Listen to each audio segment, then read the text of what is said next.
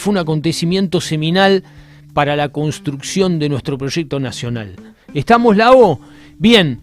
Pedrito, ¿qué tal, amigo? Acá desde Buenos Aires, desde el laboratorio. Buen día. Buen día, encantado de estar con ustedes. Muchas gracias por la invitación.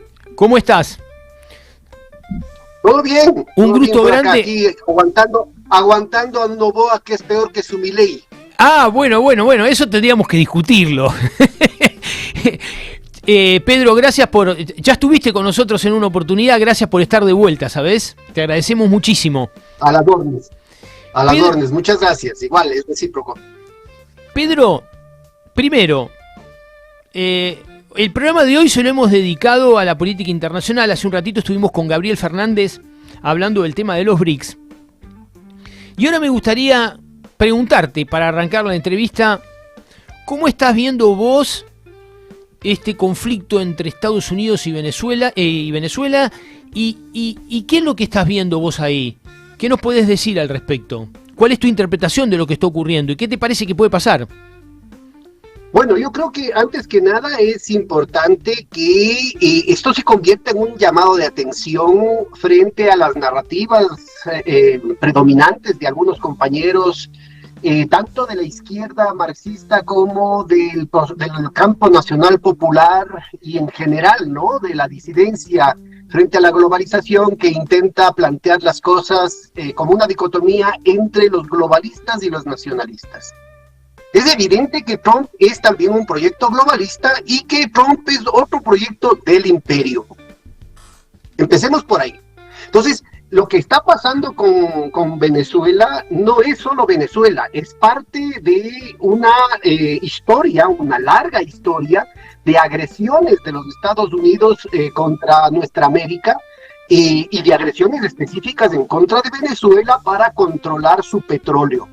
Es la gran maldición de Venezuela, ¿no es cierto? Ahí está todo lo que pasó con Cipriano Castro, toda la imposición de Machado y toda esa cuestión, ¿no? Todo, del Tiburón Gómez y toda esa cuestión. Entonces yo creo que es muy importante empezar por allí. Es una continuación de una política imperial de agresión contra su patio trasero que se agrava en un momento de declive de su hegemonía mundial. Y que no es solamente la hegemonía de los Estados Unidos, es un declive de la hegemonía sionista angloamericana, que es el epítome de un proceso de 500 años de disputas entre las élites atlantistas que se dan en el seno de la Europa continental y que se proyectan primero hacia Inglaterra y luego hacia Estados Unidos, ¿no? Entonces yo creo que hay que ubicarse en primer lugar en ese sentido. En segundo lugar, creo que es muy importante darnos cuenta de que en el marco de este declive estratégico de los Estados Unidos y insisto, de la hegemonía atlantista, noratlántica, se está dando ahorita una guerra civil. Esto es muy importante porque no caracterizar adecuadamente el carácter de la contradicción al interior de estos importantes, estos fundamentales factores del poder de los últimos 500 años, por favor, no son más. Porque además esto de aquí se podría generar en algún momento, inclusive se podría remontar antes que esto, ¿no es cierto?, en una definición de proyectos de civilización que luego se transformarán en proyectos de modernidad, que puede tomar más de 500 años, puede tomar 800 años, y cuyos protagonistas, esto es importante, todavía están presentes hoy en día, expresados a través de otras fuerzas. Entonces, lo que pasa en los Estados Unidos, Trump mismo, es la expresión política de un proceso de muy larga data de broncas entre estructuras de poder que ahora están entrando en una situación de desesperación estructural por la crisis terminal del capitalismo especulativo. Y eso, tercer punto, y con esto acabo esta contestación larga, hermano. La forma como se han ido reubicando estos factores de poder mundial ha estado directamente vinculado con el desarrollo del capitalismo y sobre todo con la expansión imperial del capitalismo, que ha pasado de una época en la que se intentó a través de la cuestión española, ¿no? Un capitalismo barroco, un etos barroco en el capitalismo, hacia, luego pasó un corto periodo en Francia, pero sobre todo Francia, Holanda, pero inmediatamente pasa hacia este poderío anglosajón, que luego se convertiría en un poderío sionista angloamericano, dominado por otra forma de enfrentar el fetiche capitalista, que es el realismo, ¿no? Esa actitud que viene del etos calvinista en términos religiosos, que tiene un componente cultural muy jodido, muy distinto de lo que fue el barroco español y católico, y que básicamente se expresa en el colonialismo de asentamiento, ¿no? Es decir, lo que hicieron los gringos con los nativos americanos, de exterminarlos, lo que están haciendo ahorita los sionistas con el genocidio en contra de los palestinos, con una crueldad brutal, y que involucra a todo el espectro, ¿no es cierto?, del sionismo, inclusive aquellos supuestamente opuestos a Netanyahu, está, ¿no es cierto?, contenido en el corazón de una visión de la humanidad absolutamente antihumana. Entonces yo creo que es crucial tener estos 3 puntos para entender que no es ningún chiste este amedrentamiento, que rápidamente puede convertirse en algún tipo de bestialidad. Este tipo de atrocidades no son ajenos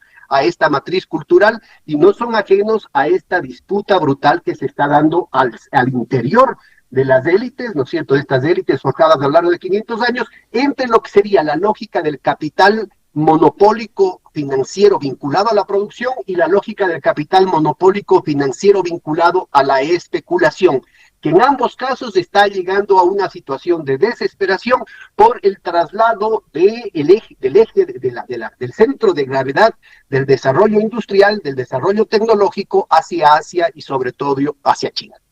Vos sabés, Pedro, que recién en la entrevista con Gabriel Fernández y en la apertura del programa, yo decía, a ver, si vos opinás lo mismo o si querés hacer algún comentario complementario a esta reflexión mía, ¿no?, que traía hoy en la apertura.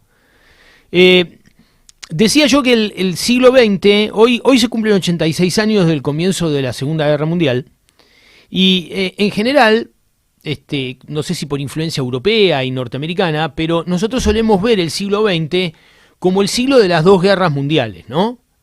Sobre todo porque, digamos, algunas filosofías, sobre todo la filosofía posmoderna y demás, hicieron mucho hincapié en la tragedia de las 2 grandes guerras y demás.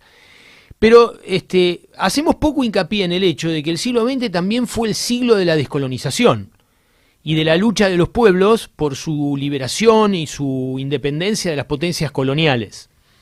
Y entonces yo decía que es muy importante desarrollar miradas de mediano y largo plazo que contemplen, como vos lo estás haciendo recién, aspectos estructurales, para poder decodificar la incidencia que tuvo el siglo XX en la modelación del mundo que tenemos hoy, un mundo mucho más multipolar, en donde el desarrollo, la modernidad, el capitalismo, la tecnología, han ido lentamente y contradictoriamente, como siempre ocurre, desarrollándose en países que hasta hace aproximadamente 50 o 60 años eran países agrícolas que estaban recién iniciando su proceso industrial.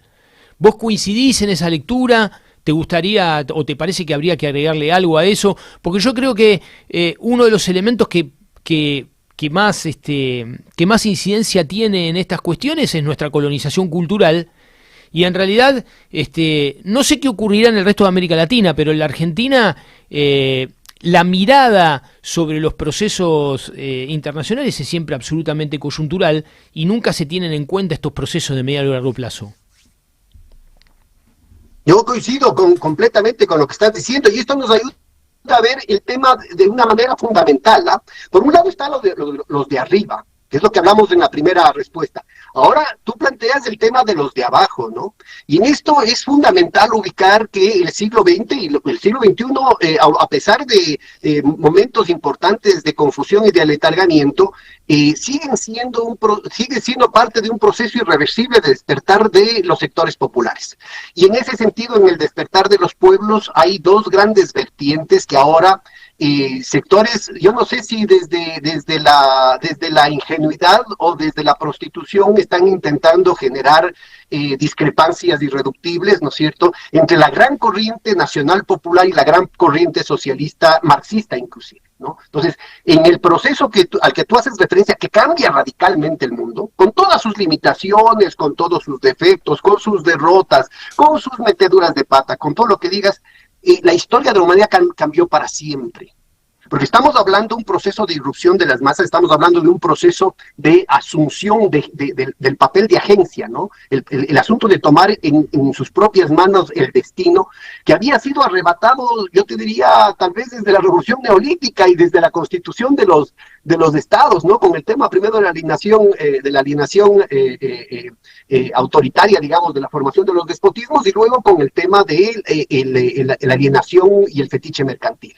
Entonces, somos en realidad parte de un algoritmo que funciona solito y nosotros nos creemos que tenemos libertad, pero en realidad solamente asumimos esa libertad en el momento en que tomamos la capacidad de decidir sobre cuál va a ser nuestro destino. Y eso es lo irreductible, eso es lo fundamental del siglo XX. Entonces, aquí yo creo que es crucial el episodio que vos dices, ¿no es cierto? En realidad, la Primera y la Segunda Guerra Mundiales son dos partes del mismo proceso de la guerra civil al interior de esta élite transatlántica a la que hacíamos referencia hace un momentito, pero la gran diferencia es que entre la Primera y la Segunda Guerra Mundial fue la irrupción de los pueblos, empezando con la Revolución Rusa, ¿sí?, que abre las puertas para un cambio en la correlación de fuerzas fundamental. Entonces, lo que estamos viviendo ahorita, bien que lo traes a colación, debido al letargamiento de los sectores populares, debido al reflujo de la lucha social en buena parte del mundo y a la confusión respecto a cuál sería el horizonte al que hay que apuntar para trascender la actual situación de crisis, de descomposición, de degradación civilizatoria que vivimos, estaríamos más cercanos a un escenario parecido al de la Primera Guerra Mundial. Pero la clave aquí, ¿no es cierto?, es el tema de que el factor común es la guerra. ¿Por qué? Porque justamente es la dinámica de esta fracción del capital financiero monopólico que se dedica a la especulación que necesita la guerra. El momento en que, igual que pasó en la víspera de la Primera Guerra Mundial, se rebasa la posibilidad de sostener las deudas desde la perspectiva capitalista, insisto, no desde la perspectiva ni de la humanidad, ni del socialismo, ni de la fraternidad, no. Desde la perspectiva del capital, se sobreendeuda, entra en un proceso de paroxismo que desquicia, que desmadra la relación entre los capitales, entre el capital productivo y el capital financiero, que todo rendimiento financiero depende del activo productivo subyacente. El momento en que se satura eso y se rebasa un papel de apoyo, ¿no es cierto?, de contribución al proceso de reproducción del capital, de acumulación del capital productivo, ese momento entran en una contradicción que no es posible resolver en términos de la, entre comillas, civilización capitalista. No es posible resolver en términos de las instituciones normales, es decir, del código, de los aparatos legales, de los aparatos estatales. No es posible eso, y entonces entra el tema de la guerra, ¿no? La guerra como continuación de la política como condensación de la economía. Entonces, yo creo que es crucial entender esto que tú, este ejemplo que lo pones, ¿no es cierto?, para darnos cuenta, y a propósito de la agresión que están generando, esta amenaza que están generando sobre Venezuela, el hecho de que la víspera de la Primera Guerra Mundial, y la mayoría de las altas cumbres del poder, incluyendo las casas reales, que en ese entonces no tenían el mito de que no gobiernan. Ahora todo el mundo cree que no gobiernan, ¿no es cierto? Cree nomás que no gobiernan, pero en ese entonces era abierto y desfachatado el asunto de que ellos eran los que mandaban. Entonces eran los primos los que iban a ir a la guerra, y entonces hacían todo lo posible por mandarse al diablo, pero tratando asumiendo que no iba a haber guerra. Inclusive cuando ya empiezan las acciones militares se asumía que para diciembre, para Navidad, ya la gente iba a estar en sus casas, ¿no? Entonces la matanza que se generó, para que se vea, la guerra se puede saber cuándo empieza, pero no se sabe cuándo termina, ni cómo termina. Entonces es fundamental darnos cuenta de que estamos en un escenario similar, de muchísimas tensiones, en la que el partido de la guerra, es decir, aquellos intereses cooptados, consciente o no conscientemente, en la izquierda y en la derecha, por aquella dinámica especulativa mundial que ya no tiene salida. Es decir, hay un proceso de destrucción de cualquier... Se ha destruido el principio de la propiedad privada, con los derivados financieros, con los préstamos, las reestructuraciones de préstamos, con los options, futures, con el shadow banking, con el shadow budget, con los fideicomisos ciegos en los paraísos, en las guaritas fiscales. Está roto el principio de propiedad privada. Una vez que no queda claro a quién pertenecen las cosas, una vez que están endeudados más allá de lo que pueden pagar y siguen, y no es una cuestión marginal, sino que se convierte en una situación sistémica, ¿no? Estamos hablando, mira, el tamaño de la economía mundial es alrededor de 70 millones de dólares. El tamaño de las deudas normales es alrededor de 320 millones de dólares. Entonces, ahí ya no se puede pagar. Y las deudas que no se pueden pagar, adivinen qué, no se pagan. Pero ahí no acaba la cosa. Las deudas, fruto de los derivados financieros, alcanzan alrededor de 4.000 millones de dólares. Otros dicen que no, que es exagerado, que no son 4.000, que son 2.000. Igual no se puede pagar. Y si fueran igual 1.000, es impagable. se pueden pagar. Sí, claro. Bueno, entonces, lo que está de por medio, ¿no es cierto?, es quién es dueño de qué. Y no estamos hablando de quién es dueño del televisor, del carro, de tu casa, ¿no es cierto? Las ilusiones que tenemos los pequeños burgueses de nuestras grandes propiedades en nuestro metro cuadrado. Nos estamos hablando de las grandes fortunas que se han forjado a lo largo de estos 500 años, que tienen controlado el mundo, que tienen controlado la mayoría de las riquezas naturales de nuestros países, pero lo más importante, que tienen controlado a la gente, a miles de millones de seres humanos, y que no quieren renunciar a ese poder. Y es esa la situación de tensión por la que, ¿no es cierto?, igual que pasó en la Primera Guerra Mundial, empezaron con una guerrita por aquí, una guerrita por acá, tratando, ¿no es cierto?, de dirimir las cosas en las periferias. Hasta que al final la situación se fue de manos, ¿no? Hasta que después al final no pudieron controlarlo. Exactamente.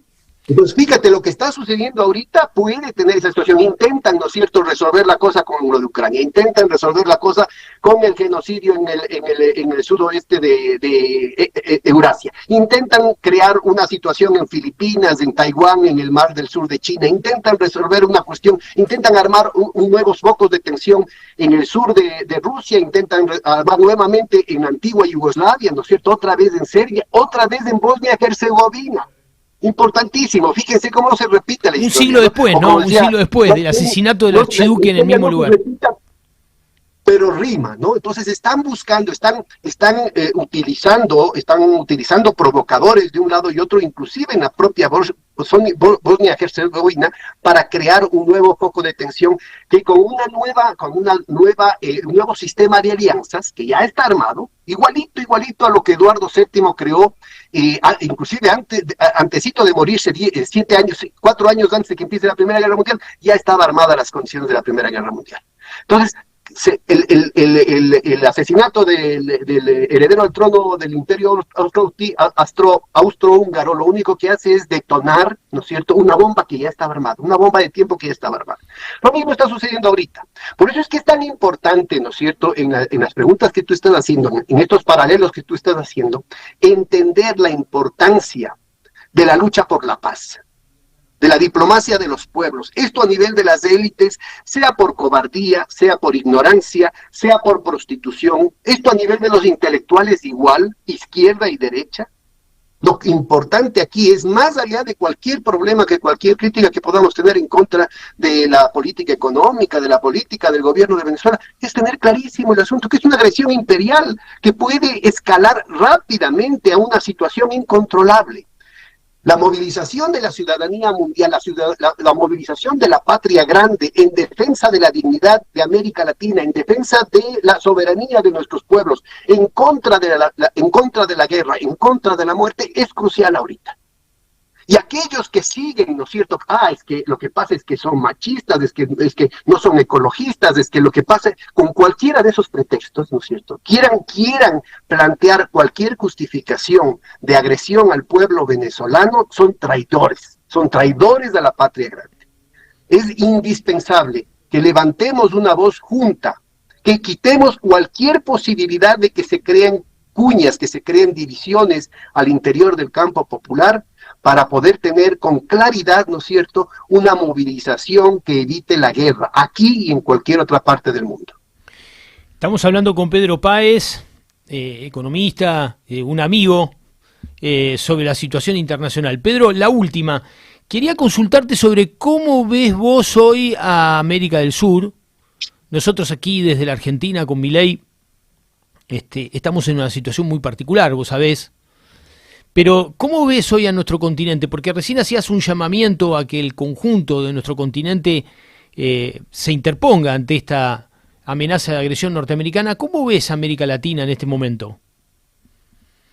En una situación tremendamente delicada porque hemos perdido totalmente la iniciativa, hemos perdido totalmente el horizonte, entre otras cosas porque han triunfado aquellas voces que armaron, ¿no es cierto?, una dicotomía, armaron un clivaje entre las distintas fuerzas componentes del campo popular. Yo creo que es indispensable darnos cuenta de la seriedad de la coyuntura. Si felizmente no pasa nada con esta bravuconada de Trump, acordémonos que esta de aquí es una de las tantas bravuconadas y hasta ahora ninguna le está saliendo mal, necesita por una cuestión hasta de teoría de juegos, necesita un capital reputacional basado en alguna acción de fuerza que muestre que el matón del barrio sigue siendo digno de temer. Entonces es crucial el pasar esta coyuntura, pero si pasa esta coyuntura, inmediatamente puede ser que surja alguna guerra, ¿no? Entonces pueden haber cuestiones fronterizas entre Argentina y Chile. Acuérdense que gente que estos diablos que se llevaban tan bien como Pinochet y Videla en algún momento estuvieron dispuestos a no solamente a generar una guerra, sino hasta envenenar a la ciudad de Buenos Aires, ¿no? Puede haber una guerra de secesión, y pueden utilizar cuestiones ecologistas, indigenistas, feministas, cualquier pretexto es bueno para crear esa situación. Pueden haber temas vinculados a los derechos, a los recursos naturales, ¿no es cierto? Ahí está el tema del Esequibo, ahí está la bronca entre Colombia y Perú, que nadie se había enterado que existía una isla, pues ya fue pretexto para armar la cosa. Ahí está el tema, ¿no es cierto?, de el interés estratégico de los Estados Unidos de echar por tierra la infraestructura que se ha generado para conectar América Latina con Europa, con el puerto de Chancay. Ya empezaron a haber voces de lado y lado del Perú y de Chile, ¿no es cierto?, hablando de la necesidad de armarse. Lo mismo sucede con el tema de Bolivia, ¿no es cierto? Entonces, gobiernos como el de ustedes, ¿no?, el de Milei, que simplemente insultan con ganas de crear cualquier tipo de dificultades, o como el de Noboa, que en una rabieta de hijito de papá, ¿no es cierto?, invade el territorio mexicano en la Embajada de México en Quito.